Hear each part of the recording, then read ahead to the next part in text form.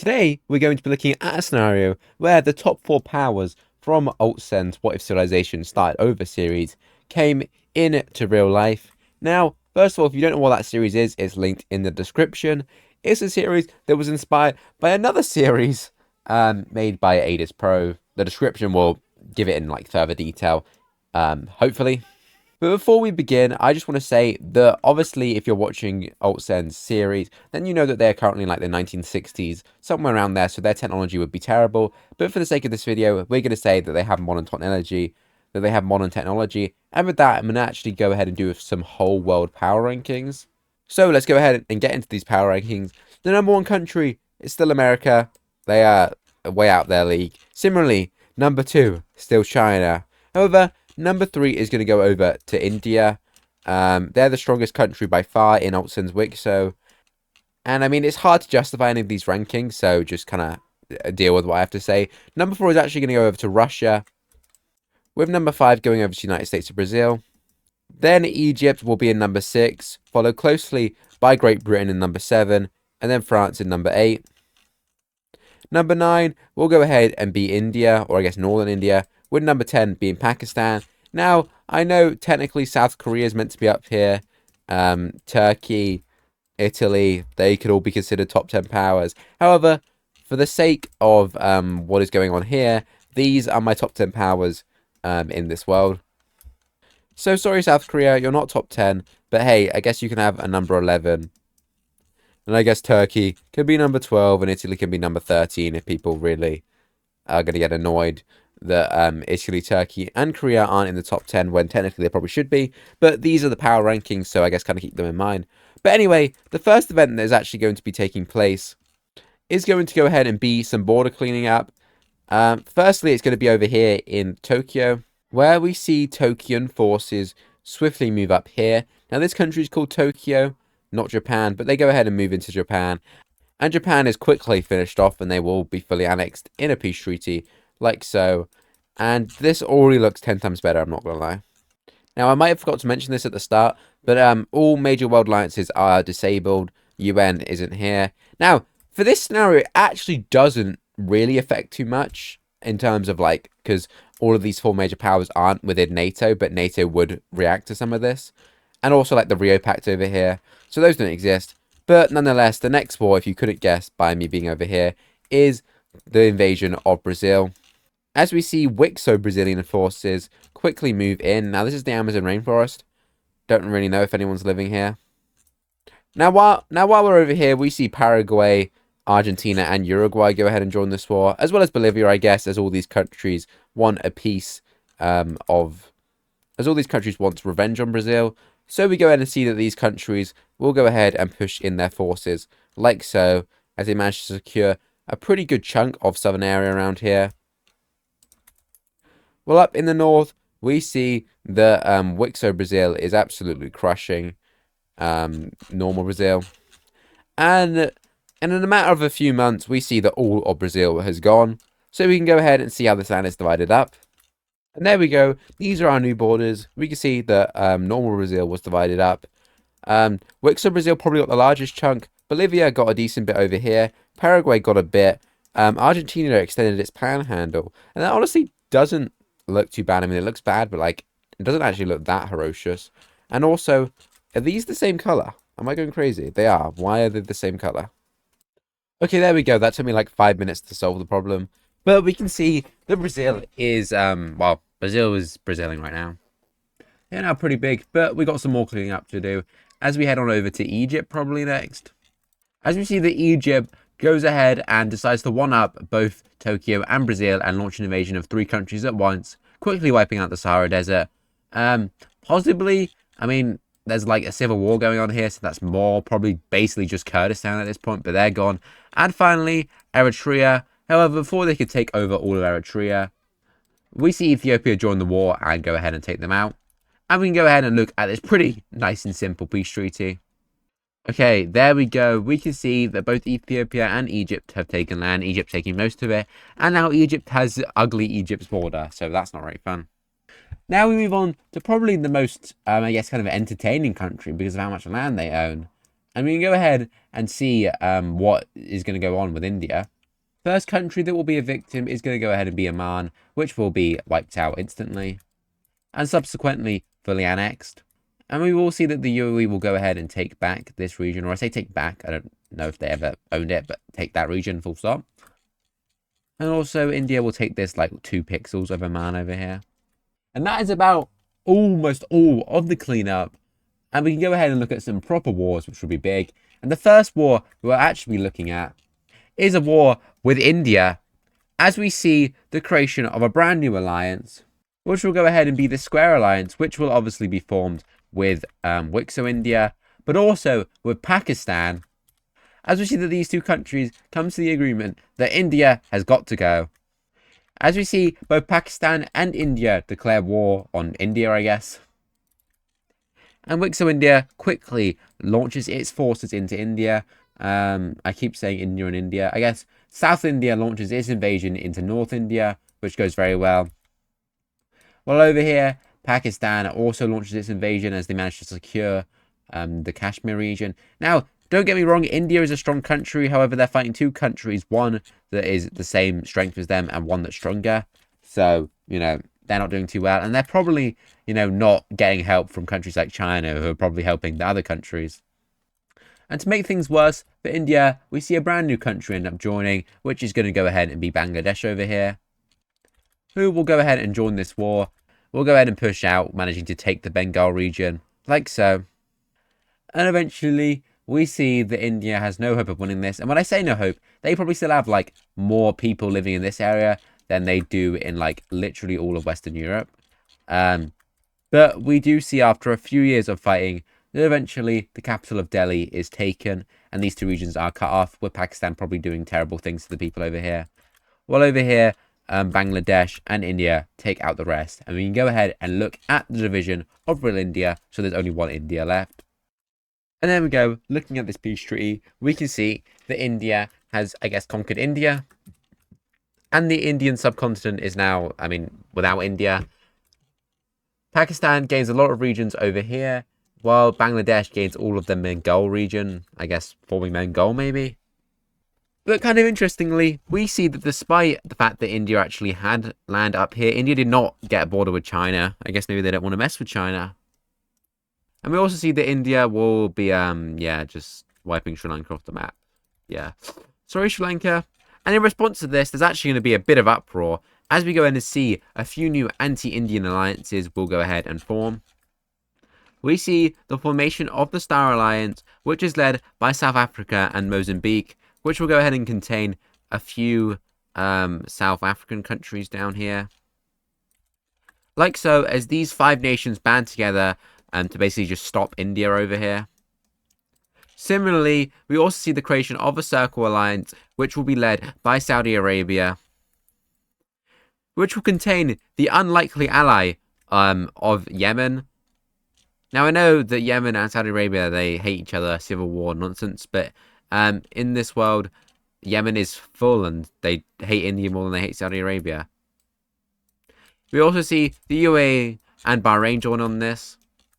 And in response, we see that Iran will go ahead and join India's alliance. Basically kind of saying, screw you. And we see that this has even more domino effect, as Iraq will go ahead and join this, leaving only Kuwait to stay out of this. However, Kuwait may join this. I don't know, actually. It's weird, because Iraq hates Iran, but then Iraq invaded Kuwait, and Kuwait's friends with Saudi Arabia, I think. So I guess I'll just leave Kuwait neutral. So yeah, tensions are definitely rising in the world. But leaving from this region and going over to East Asia, we can go ahead and check out what Tokyo is doing. And now Tokyo's in an interesting spot, because they can't really invade anything. Especially in real life, they can't. Because obviously America would protect.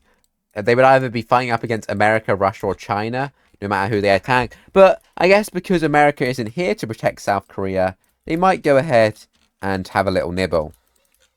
However, this is no simple feat. South Korea is a very strong country. They're probably like, I think they have like the 5th best military, although I think I put them rank 11, so my bad. But they are, they're not too far off Tokyo. Tokyo was like 7th or something. Oh, I never gave Tokyo a rank. Oh my god, I give up. Whatever. Um, sorry to anyone that like commented down below, or if anyone did that. But yeah. But anyway, we do go in and see that Japan does manage to take this island. And if you thought that for some reason I wasn't going to go ahead and add North Korea to this war, then you were sadly mistaken, as North Korea joins this war. And this triggers a domino effect, as we actually see that flipping America goes ahead and joins this war. Like, what the hell? What is going on here, America? What are you doing? I actually hate this map so much. Like, all the stupid... I hate all these weird pixels everywhere. So the whole world is like, what is going on? This should be a regional war. And eventually, we see that America... And eventually, we see that the American people kind of hate themselves and they don't want to be in this war. So we quickly see that America retracts its statement entering the war. As the American president, he wants to go ahead and keep his power, and the people don't want war, so he'll leave. He'll still end up losing the next election, but that's kind of irrelevant. So America quickly leaves the war. However, they will be funding Korea, which leaves Korea quite alone. As we see that North Korean troops push deep into South Korea, managing to surround Seoul. However, we quickly see that South Korea fully mobilizes its army and fights back.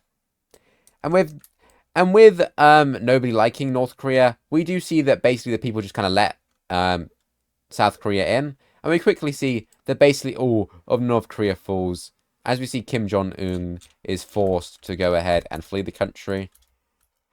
While down south, this is a perfect opportunity, as we see that Tokyo makes a landing down here and quickly takes over the southern region like so. Up in the north, we see that Chinese troops flood in to North Korea. Now, they technically aren't in a war, because otherwise that would make the US join, but we do see that a lot of, I guess, Chinese mercenaries, if you will. I mean, this ain't the Middle Ages.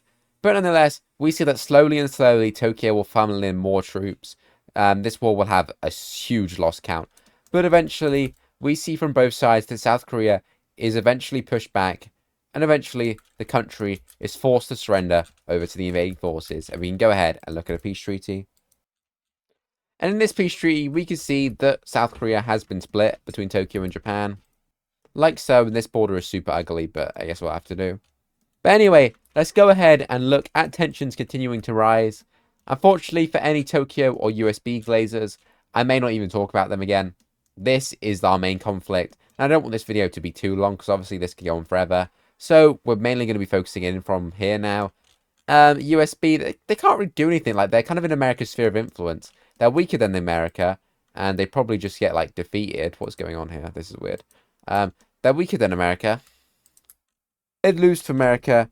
So, yeah, they probably were told by America, if you invade one more country, then I'm going to blast you off the face of the earth. So they're kind of just vibing there.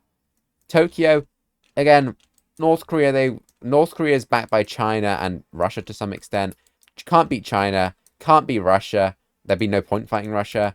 Can't attack Taiwan because China would get involved and America would definitely get involved. Can't really go for the Philippines, America would get involved. So Tokyo is just stuck, surrounded by better powers. So that's unfortunate positioning. But what's not unfortunate positioning is over here, as these alliances will ramp up. And a huge shift happened when we see that Egypt goes ahead and joins the Circle Alliance, which is pretty huge. In response to this, Libya will go ahead and join the Square Alliance. Sudan will join the Square Alliance. And pretty massively, we see that Turkey will join the Square Alliance. Now, Turkey and Iran being friends doesn't seem too likely. But to go ahead and help their ally, Azerbaijan will also join this. Don't really know what else they would do. Don't really know what help there'd be. And we have some weird stuff going on, because why are Turkey, Azerbaijan, and Iran teaming up? I don't know. This prompts Egypt to go ahead and call in its ally, which will go ahead and be Ethiopia. Well, down here, we see that Botswana ends up joining this Star Alliance, and the world is preparing for a major conflict. Now, who will strike first is the question. And the answer to that question is actually going to be Iran. Iranian troops quickly pour into Iraq, taking over their coastline, and they manage to go ahead and reach Baghdad within the first 2 days. Now this quickly triggers a numerous set of alliances. Bring in the full circle team, which includes Egypt as well as Ethiopia. like so. And India goes ahead and calls on its square alliance, like so. And this is what the war is looking like. And now these colors are really annoying me. I might end up flipping them. Okay, I've gone ahead and flipped the colors. I think this looks kind of better because you can kind of see that India is here. Actually, you know what? I'll do it with green. Sure, we'll go with this. But nonetheless, the main point is that Iranian troops have launched an invasion of Iraq. Now we quickly see that Egypt actually had a plan for if this war was going to break out. And that plan is Operation Obliterate Turkey. As we quickly see that Egypt focuses its main force on Turkey. Now the Egyptian Navy is pretty damn good, as Egypt will make many coastal landings over here. And I guess because NATO isn't here, this would probably maybe go to a full-scale war. But I'm going to stop it going from a world war. But one more country which will join will be Greece. Now, this would trigger a whole bunch of things in the Balkans. However, I'm going to ignore that because, like, that would literally... Because then this wouldn't even be a war between, I guess, kind of India and Egypt and would be a full-scale world war. But I guess we do see Greece launch an invasion. Now, would Greece be able to actually do anything? Probably not, but I'm just going to say that they do. And that is mainly because down here, Egypt is doing incredibly well. And over in Turkey, we actually see Kurdish rebellions take place like so. As Turkey continues to just get rolled around. Well, over here, Indian troops arrive on this front line, and we basically see almost the complete collapse of Iraq. Well, over here, Saudi Arabian troops push in to India. Now, India had troops here because they knew about this plan, but they weren't really expecting Saudi Arabia to actually do anything over here. Because what India was doing was planning to take out the UAE, as they do, and they use their superior navy to take over Bahrain. This is not Bahrain, this is Qatar. Qatar and Bahrain, I guess, technically. As we see that India has already knocked out some opponents, as Indian navies go ahead and land on the Omani coastline. And it's at this point where we go ahead and see that Egypt will go ahead and call on the Star Alliance to end up joining. In which they will do. So we go ahead and see the Star Alliance launch. So we go ahead and see the Star Alliance join this war, technically on the side of Egypt, but technically on their own side. And we quickly see that unfortunately for this Indian colony, the Star Alliance were waiting for this, as it is wiped out. Now I know I said this wouldn't spiral any further, but I do think one more country which would join would probably be Malaysia, as they have lost. Probably is this that capital region? Is Kuala Lumpur around here? I don't know. This region seems pretty important. So we go ahead and see that Malaysian troops manage to take this. Well, over here we see Iranian troops basically just like genocide the Kurds. Yeah, there we go. Millions of Kurds killed just like that. But this doesn't stop the fact that Turkey is collapsing, as we see Ankara falls, leaving only the Istanbul area. And eventually, almost all of Turkey collapses aside from this region over here. Like so. Well, over here we do see that Iranian troops do manage to basically take over all of Iraq. Well, down here, India continues to do incredibly well, basically knocking out Yemen, which I know I said that they didn't have their civil war, but they're still incredibly unstable. And eventually Yemen surrenders.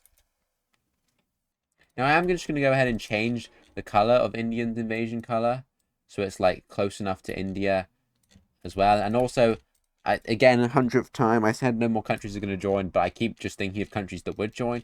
So Somalia would go ahead and join. And in response to that, yeah, this would happen. I mean, realistically, what would happen? This region is already broken away, Somaliland, and eventually all of Somalia would fall. So, sucks to be you, Somalia. Well, over here, Greece finally manages to retake Constantinople as Turkey officially surrenders, leaving this land to fall. As in Iran, Egyptian troops fully focus on this front line. Now, Iran is a decent country, don't get me wrong, but Egypt is a top power. And India is mainly focused down here, in which, you know, they're focusing down here is doing a pretty good job. As India fully kicks out their invaders and mainly pushes along the coastline. Now, I actually think India would have naval superiority even over the Red Sea. Not the Mediterranean, but the Red Sea, as Indian troops could go through here. So India probably has almost complete naval control. Indian troops cross in from Qatar as we see that Saudi Arabia is being invaded from all sides. And in a daring move, Iran bolsters a lot of troops into here, and they actually managed to succeed in connecting up with India, which is a huge blow for the Green Team. And now, this war, I mean, I'm just imagining right now all the oil in the world. Like, where's all the oil going? And all the oil is currently in a war zone, so gets no oil for anyone. But we don't really need to worry about that. What we do need to worry about is the fact that India is absolutely cooking people right now. India is doing an incredible job. However, it's time that India's allies pick up the slack, as Pakistan, who is now probably, I mean, if we look at their power ranking, they were 10. They're probably like the number 9th or maybe even the 8th strongest country now. And Bangladesh, who has a lot of people, they will go ahead and be sending their full troops over into Iran, as opposed to sending some to Arabia and maybe even some to Madagascar. Speaking of Madagascar, we see that basically Madagascar just rises up against India. India's navy is too spread out. Like, in one zone they dominate, but spread out they kind of just have to sacrifice Madagascar, which will go ahead and fall. So they kind of have to sacrifice their colonies to go ahead and protect the mainland. Which, you know, they're doing a pretty good job about, as we actually see that the holy cities end up falling. However, Egyptian troops then rush back in and take them back, which boosts morale for the Green Team, which does allow the Green Team to make some advances against India, even managing to almost split the country back in two. However, Indian troops then pull encircle maneuver, which is bad for Saudi Arabia. Well, over in Iraq, Pakistani and Bangladesh troops have arrived, and at this point, Egypt is almost on its own. And if I'm being honest, Egypt probably doesn't have the manpower of the whole Indian subcontinent in Altscen's WICSO or in real life.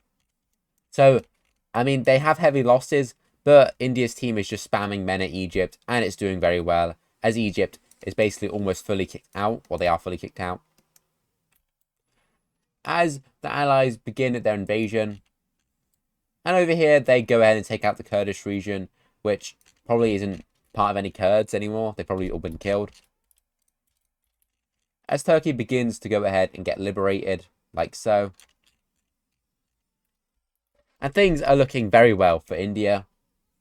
Now again, can't really involve Brazil or Tokyo in this war because it doesn't make any sense. So they're just getting ignored. Also at this point, we see that Egypt will go ahead and give over control of most of Turkey over to Greece, which Greece probably can't control all of it, so that's not a very good idea. But I guess Greece can have their revived Eastern Roman Empire if they want.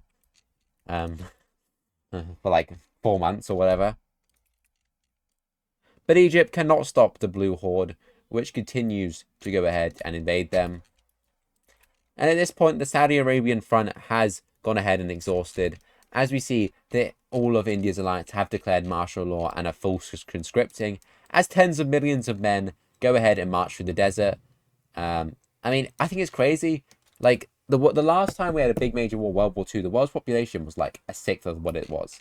So just imagine how many troops, like tens of millions of troops, are just walking through this desert, and Egypt can do nothing to stop them. And it's at this point I've just realized I messed up the alliances. Libya and Sudan. You're part of the Blue Alliance. My bad. Is there anything else I messed up? I was thinking, like, why are these countries allying with Egypt? But anyway, this is probably where some of Egypt's troops have gone, as Egypt has blasted Libya. Similarly, they've gone down the Nile with the help of Ethiopia and blasted Sudan, so these two countries have been obliterated. I guess we can give most of the occupation of Sudan over to Ethiopia now, like so.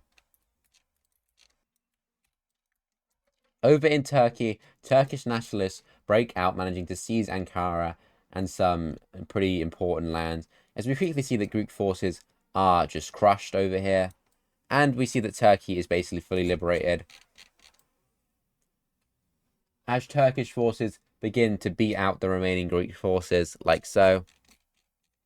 And to this point, we see Bulgaria join the war. Yep, everyone's just joining this war when they feel like it, not all at once. And we see that Bulgaria launches an invasion of this land. And this is wraps for Greece. They are left in Constantinople, which eventually falls. And Greece is fully kicked out of Anatolia. Similarly, Egypt kicked out of Anatolia. As Turkish forces crossed the border into modern-day Syria for the first time, Saudi Arabia fully capitulates. As we see Egypt begin to slowly collapse on all fronts as millions and millions of soldiers push into the country. Indian forces work up the coastline, and we actually see that India knows that this war is costly. I mean, this war's been going on for years now. Neither side wants it, and we see that India goes ahead and makes some diplomatic measures. India will go over to Ethiopia and say, hey, you can have your Somalia, you can have your Sudan, just leave the war and stop fighting us, and Ethiopia will take that. And Egypt isn't going to like this, and they're going to do something dumb, and they're just going to declare war on Ethiopia. Don't know why they did that, so now Ethiopia is back in the war, and they will quickly move their troops into Eritrea because, well, Egypt didn't have that land, and they will swiftly begin an invasion of Sudan. Now, this is confusing because Sudan's on India's side, but Ethiopia's invading Sudan. So I guess rest in peace Sudan or something, I don't know.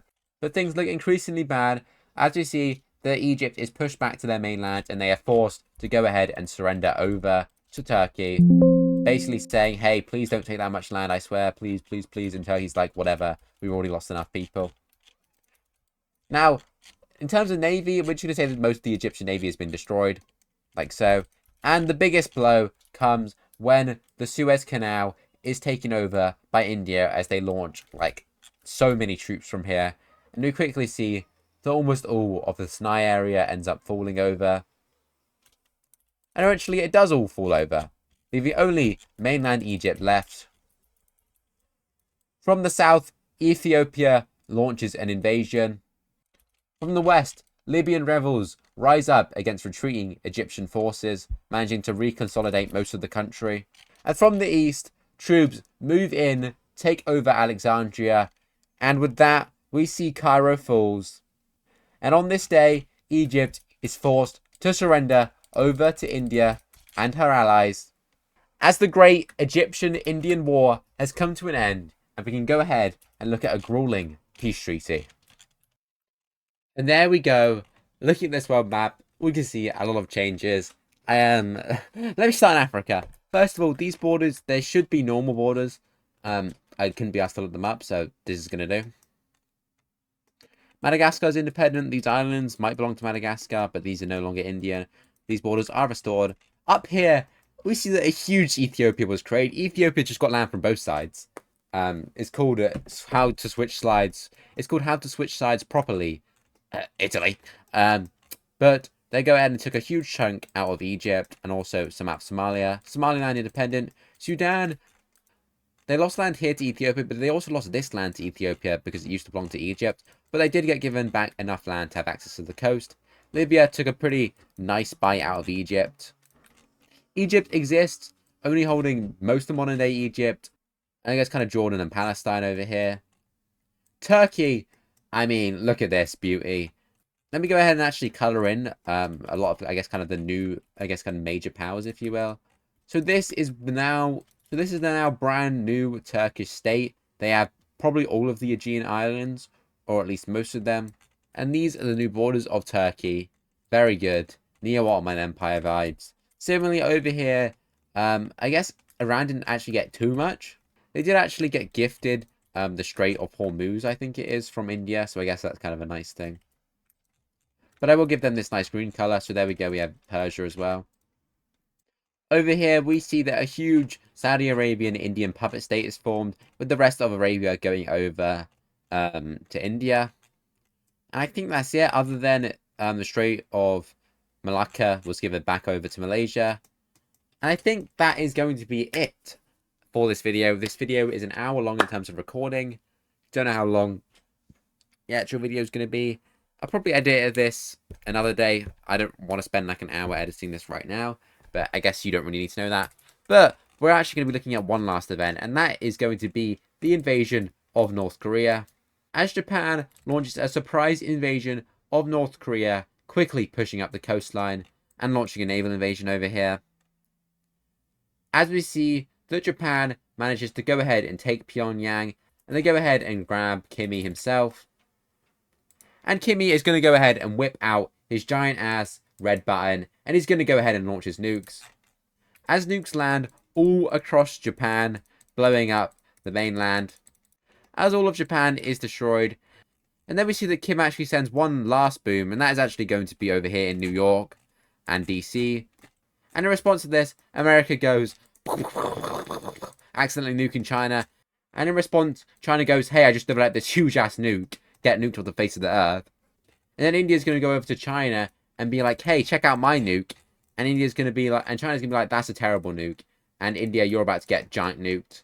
And everyone just starts nuking everyone. And we see that the end of the world ends up taking place. As only a few places in the world survive, this part of Iberia, the United States of Brazil, apparently, Colombia, Venezuela, Alaska, northern Canada, Siberia, parts of Mongolia, and most of Australia, to be fair. Although I think like the populated region isn't here. And yeah, every country is basically wiped out.